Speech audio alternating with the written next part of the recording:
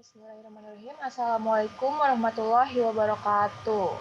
Waalaikumsalam Waalaikumsalam warahmatullahi wabarakatuh. Di sini kami kelompok 7 berkesempatan untuk memaparkan materi tentang penyimpanan dan retrieval kata pengantar pemahaman bahasa manusia.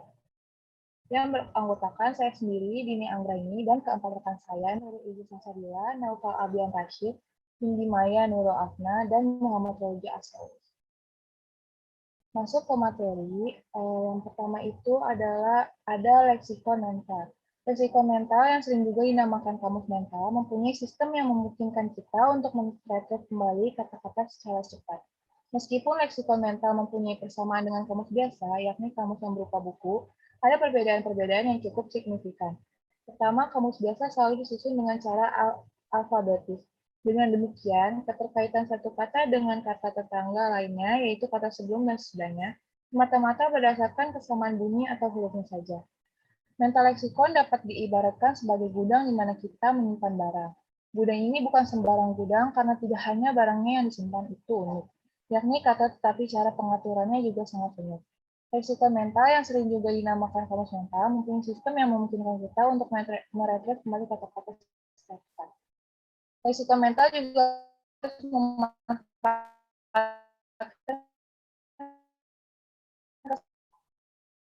kesamaan bunyi, tapi ada faktor lain harus dipertimbangkan pula. Kalau hanya bunyi saja, akan ada kiri pun disebut 194. Leksikon mental juga memungkinkan kita menciptakan kata sesuai dengan aturan yang ada pada bahasa itu. Kata ini belum tentu akan hidup, terus tetapi pada saat diciptakan, si pendengar memahami apa yang dimaksud.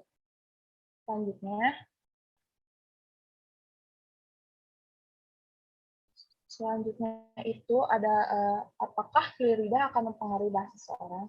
Kilirida itu berarti pembicara melakukan kesalahan dalam berujar karena lidahnya terkilir, sehingga kata-kata yang diproduksi bukanlah kata-kata yang ia maksudkan. Namun, dalam kenyataannya kilirida itu tidak ada. Kilirida antidote untuk anekdote menunjukkan bahwa tidak ada bunyi awalnya saja yang berperan, tetapi juga suku-suku berikutnya. Dalam kilirida, periskop untuk stetoskop, bahkan huruf atau bunyi pertamanya sama sekali berbeda. Kalau orang berkata, belikan saya mangga ya, padahal yang dia maksud adalah belikan saya jeruk ya, maka tampak di sini bahwa kekeliruan itu sama sekali tidak ada kaitannya dengan bunyi. Clear seperti ini terjadi karena kekeliruan dalam menyeleksi kata mana yang dia perlukan. Selanjutnya itu ada leksikon mental juga memanfaatkan kesamaan bunyi atau hurufnya saja. Leksikon mental juga memanfaatkan kesamaan bunyi, tetapi ada faktor lain yang harus dipertimbangkan. Dalam usaha kita untuk meretrieve kata dari leksikon mental, kita tidak gentayangan ke sana kemari untuk mencari kata itu. Kita pasti tahu kata itu termasuk dalam kelompok makna yang seperti apa. Leksikon mental juga membentuk jaringan untuk ihwal yang bertentangan, disebabkan oleh adanya jaringan makna yang konstruatif pada leksikon yang terpisah. Contohnya, orang dapat mempertentangkan kata bodoh dengan pandai dan tinggi dengan pendek. Selanjutnya akan saya serahkan ke rekan saya Muhammad Roja Asawi. Oke, terima kasih Dini Anggraini. Selanjutnya yaitu perbedaan antara kamus biasa dengan mental leksikon atau bisa kita bilang sebagai leksikon mental. Nah, yang pertama yaitu mental leksikon itu isinya selalu berubah.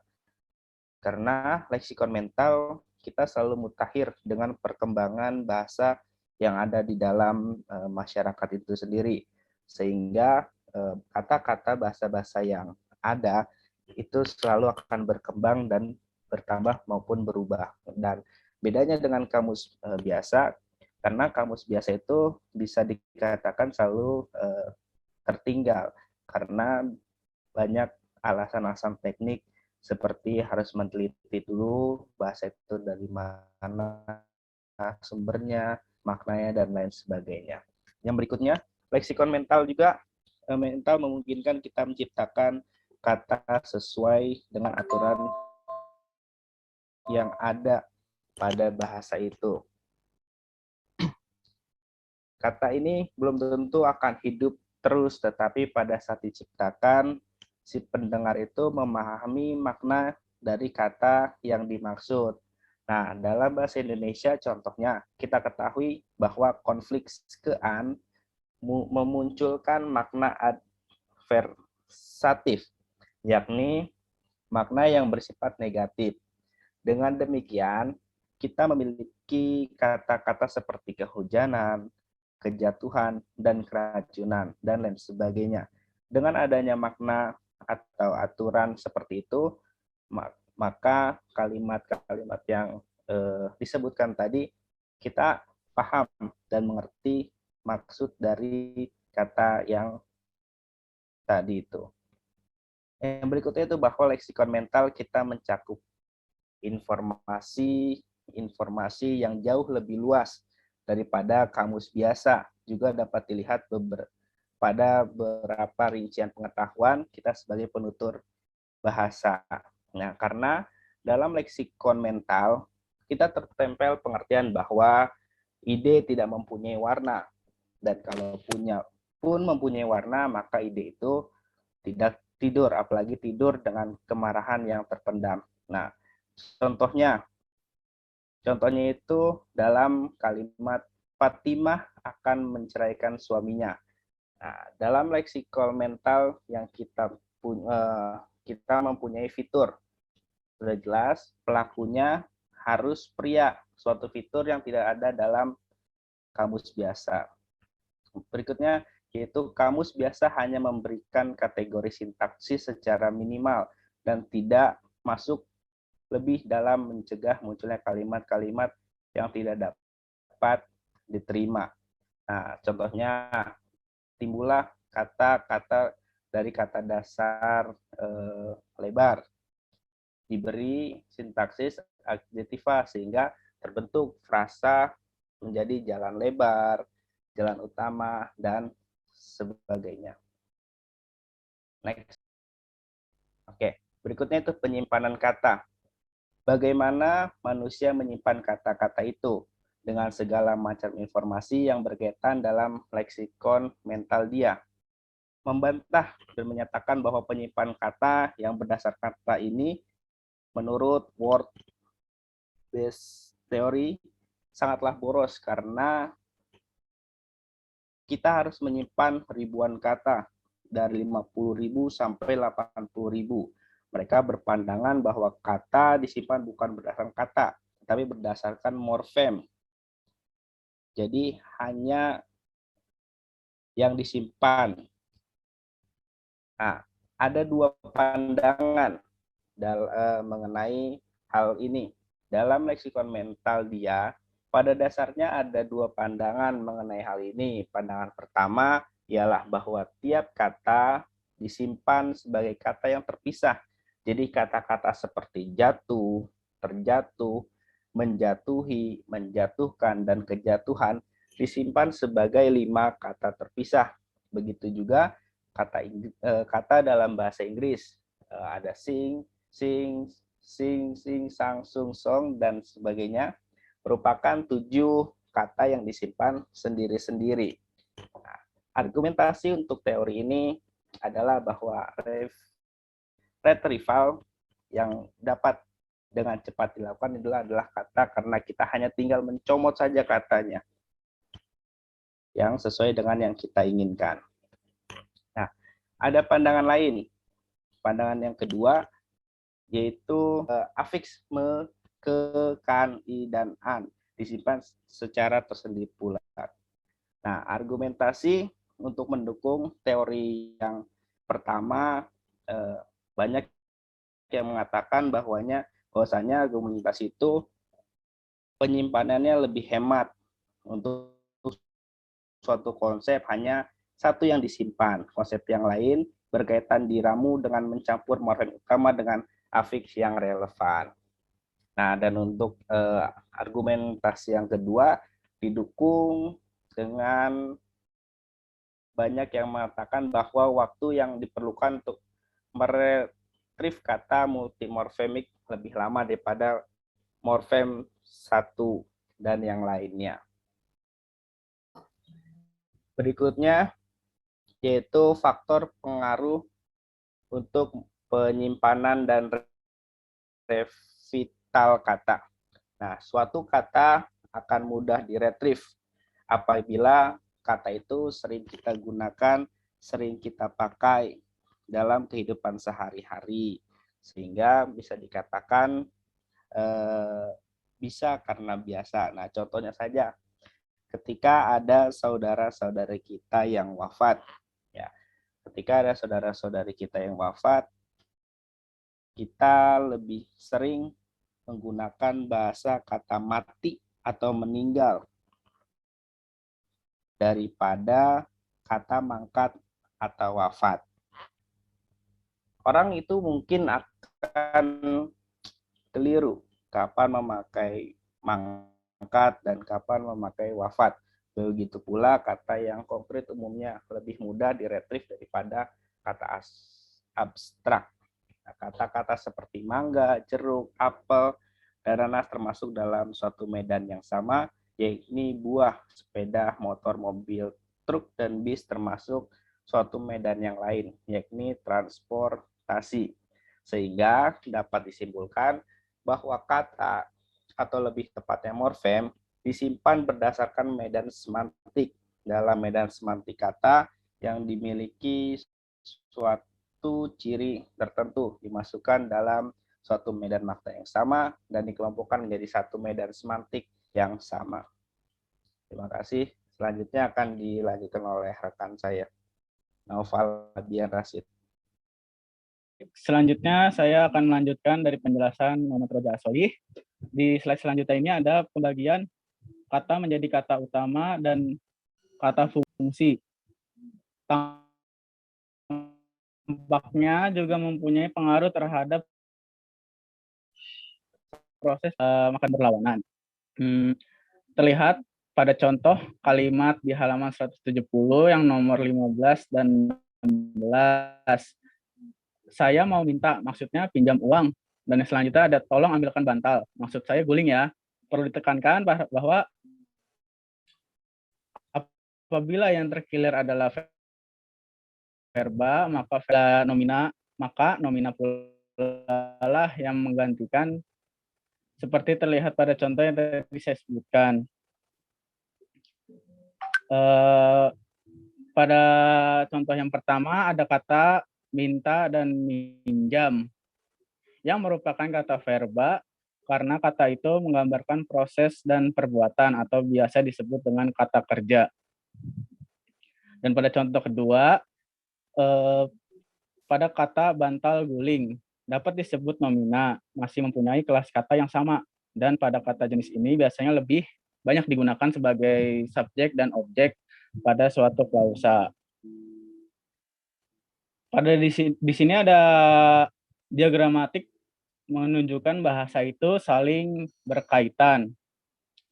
Di sini ada kata mawar yang berkaitan dengan kata guguran, rasa sakit, tawar melati atau cempaka, konde, dukun cinta, dan tomat. Kenapa berkaitan dengan rasa sakit? Karena duri pada mawar bisa menimbulkan rasa yang seperti itu, yaitu rasa sakit. Selanjutnya ada tawar atau makar.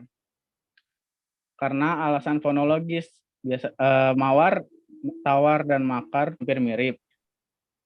Selanjutnya ada parfum, saling berkaitan karena bunga mawar. Adapun melati dan cempaka, keterkaitan mereka bertiga karena satu medan semantik yang sama, yakni bunga. Selanjutnya ada konde. Mawar juga terkait karena bunga ini sering dipakai pada konde oleh wanita. Selanjutnya ada dukun. Keterkaitan mawar dengan dukun karena dukun biasanya melengkapi doa-doanya dengan bunga mawar. Selanjutnya ada cinta. Di sini keterkaitan mawar dengan cinta karena mawar melambangkan kasih sayang terhadap orang yang terkasih. Selain di sini karena persamaan warna tomat dengan mawar.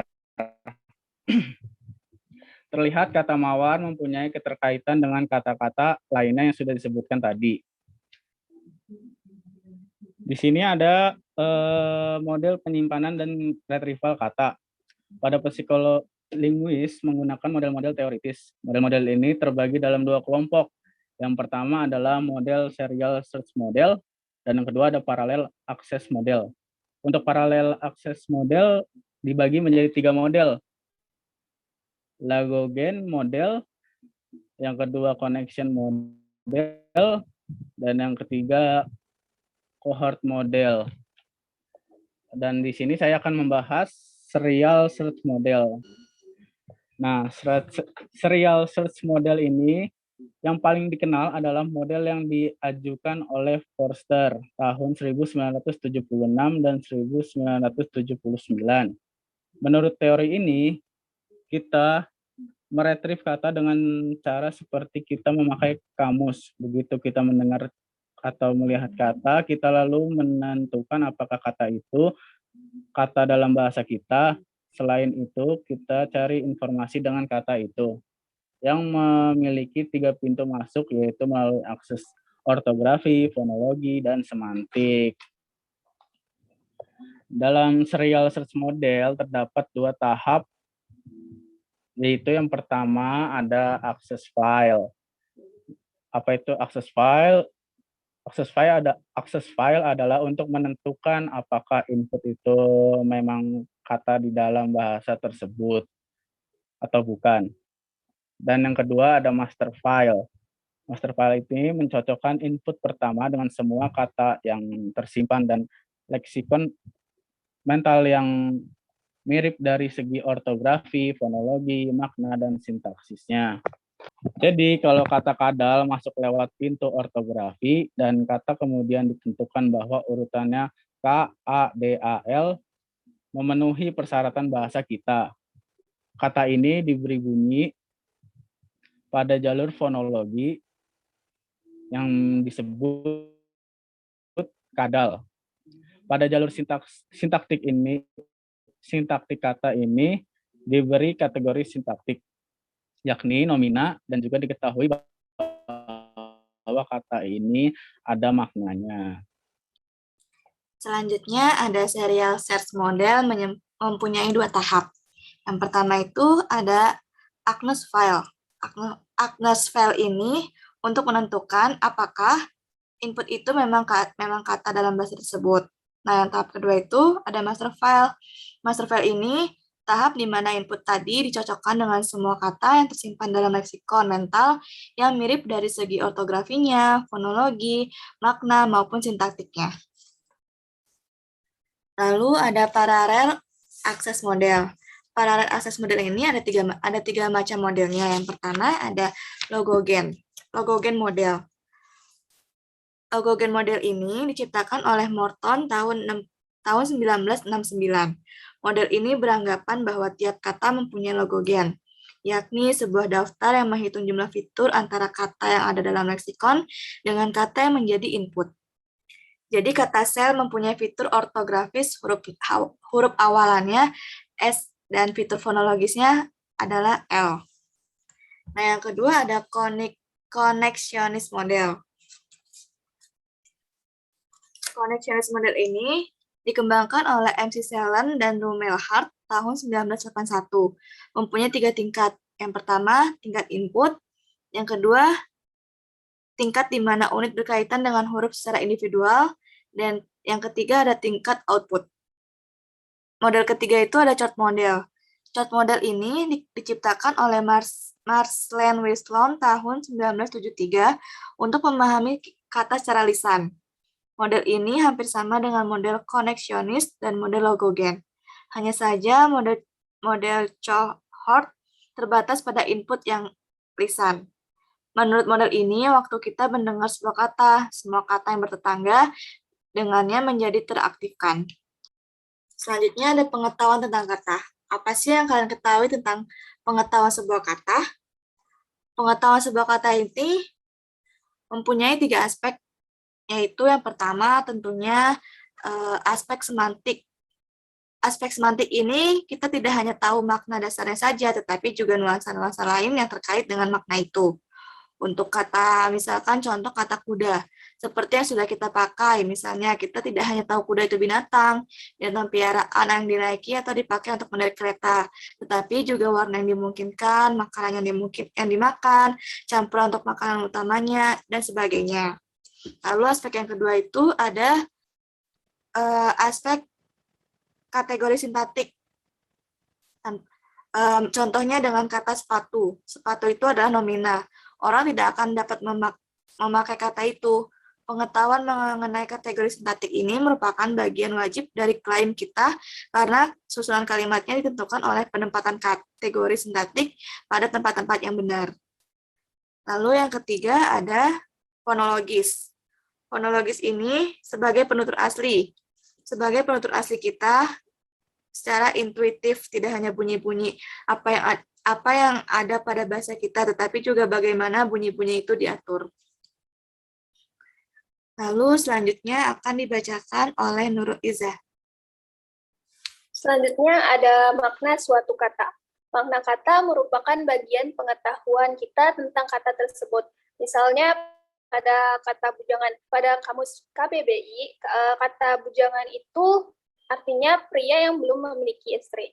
Lalu, apakah pria yang berumur 10 tahun dapat didefinisikan sebagai bujangan? Atau apakah lelaki yang sudah bercerai? Apakah menjadi bujangan kembali? Kadang-kadang masalahnya muncul karena adanya kategoritas yang tidak pasti. Misalnya, kategoritas yang sudah pasti itu yang kita sudah ketahui, misalkan anggur, apel, itu termasuk kategori dari buah. Selanjutnya ada bawang, terong, itu termasuk kategori dari sayur. Jadi makna suatu kata adalah objek yang dirujuk oleh kata itu. Jadi kalau referensinya adalah tempat yang dipakai untuk duduk, maka makna kata kursi ya benda yang dipakai untuk duduk. Selanjutnya ada teori lain menyatakan bahwa kata tidak merujuk kepada objek, tetapi pada konsep, kepada ide tentang objek itu. Misalnya, kita melihat sapi yang berkaki 5. Tetapi kita tetap akan menyebutnya itu sapi, meskipun mau berapa kaki kita bakal tetap menyebutnya tuh sapi. Yang selanjutnya bermuncullah teori-teori lain yang memecahkan persoalan mengenai makna suatu kata, seperti teori fitur dan teori berdasarkan pengetahuan. Teori fitur mengajukan bahwa konsep terbentuk dari sekelompokan unit yang lebih kecil yang dinamakan fitur. Misalkan, konsep dari kata kucing, yaitu kucing itu memiliki 4 kaki, terus berkumis, memiliki bulu, dan memiliki banyak warna. Yang selanjutnya itu teori berdasarkan pengetahuan. Teori ini berdasarkan pada esensialisme psikologi dan kontekstualisme psikolog. Manusia pada umumnya memiliki pengetahuan akan adanya esensi suatu objek. Misalkan, anjing yang cacat genetiknya yang memiliki satu mata, yang hanya memiliki satu mata. Kita tetap anjing tersebut tetap disebut dengan anjing meskipun fiturnya tidak memenuhi syarat 100%. Selanjutnya itu ada organisasi konsep. Untuk mengetahui hubungan antar konsep dan bagaimana konsep itu diorganisir, orang mengajukan berbagai teori atau model. Itu yang pertama, model semantik hierarkis. Salah satu model adalah model semantik hierarkis oleh Girard dalam Harley 1995. Menurut teori ini, konsep terkait dengan suatu dengan yang lain secara hierarkis. Hubungan konsep dalam satu node dengan konsep dalam node yang lain bersifat hierarkis. Artinya, konsep yang paling atas yang ini binatang. Binatang memayungi sebuah konsep yang ada di bawahnya. Misalkan binatang itu bernyawa. Jadi di sini konsepnya itu burung dan mamalia. Burung memiliki hierarki yaitu perkutut dan penguin, sedangkan mamalia memiliki hierarki yaitu kucing. Pekutuk itu memiliki hierarki lagi yaitu pekutuk Bangkok, pekutuk lokal, dan pekutuk blasteran. Hubungan antara suatu konsep dengan konsep langsung di atas bersifat adalah, yaitu artinya pekutuk Bangkok adalah pekutuk. Pekutuk adalah burung, dan pekutuk adalah binatang. Selanjutnya ada teori model semantik hierarkis ini memiliki kelemahan, antara lain, yang pertama, kata-kata abstrak tidak mudah dibuat hierarkir. Yang kedua, tidak selamanya orang mengikuti hierarkir. Artinya itu, kita menyebutnya kerbau adalah sama, belum tentu menghasilkan jumlah waktu reaksi yang sama. Di sini pekutuk adalah burung, akan lebih cepat bereaksi daripada penguin adalah burung. Yang kedua adalah model perbandingan fitur. Dalam model yang dikembangkan oleh Smith, konsep dinyatakan dalam dua tipe daftar fitur. Yang pertama, fitur wajib. Yang kedua, fitur yang opsional. Misalkan, guru besar wajib mempunyai pekerjaan di perguruan tinggi dan umumnya beruban. Tetapi uban bukanlah syarat untuk menjadi guru besar. Fitur ini kemudian dibandingkan menjadi dua. Yang pertama itu, semua fitur, baik wajib maupun yang opsional, dari dua konsep itu dibandingkan. Jika kedua konsep itu memiliki kemiripan yang cukup banyak, maka kita anggap sebagai itu konsep yang berkaitan. Yang kedua itu tahap mana yang dibandingkan hanya fitur yang wajib saja. Nah, dari perbandingan itu muncul perbedaan fitur. Itu fitur yang ada di satu konsep, tetapi tidak ada konsep yang lain. Selanjutnya itu ada spreading activation network model. Dalam model ini yang dikemukakan oleh Collins dan Loftus, konsep dinyatakan dalam node yang berkaitan. Jarak antara satu node dengan node yang lain menunjukkan kedekatan antara satu konsep dengan konsep yang bersangkutan. Makin dekat jaraknya, makin dekat pula konsepnya. Model ini tidak berupa hierarki, tetapi juga suatu jaringan yang memiliki hubungan yang kompleks antar satu konsep dengan yang lainnya. Misalkan, konsep bunga tidak hanya terkait dengan mawar, tetapi juga warna merah. Warna merah itu juga termasuk memiliki konsep yang sama dengan mobil pemadam. Cara model ini bekerja itu apabila suatu konsep diteraktifkan, maka aliran listrik menyebar ke konsep lain yang berkaitan. Aliran itu kuat bila jaraknya dekat, dan makin jauh jarak itu, maka kecillah alirannya. Model ini pula yang menjelaskan mengapa kita akan cepat memberikan kata dokter jika kata perawat disebutkan. Dan kata hujan bila kata payung disebutkan, atau kata guru bila kata murid disebutkan. Terima kasih. Oke, terima kasih.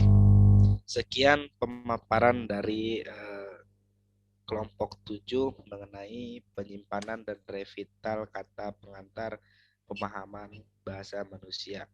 Kurang lebihnya mohon maaf apabila ada salah kata dalam penyampaian kata-kata dalam menjelaskan materi tadi. Sekian dari kelompok 7.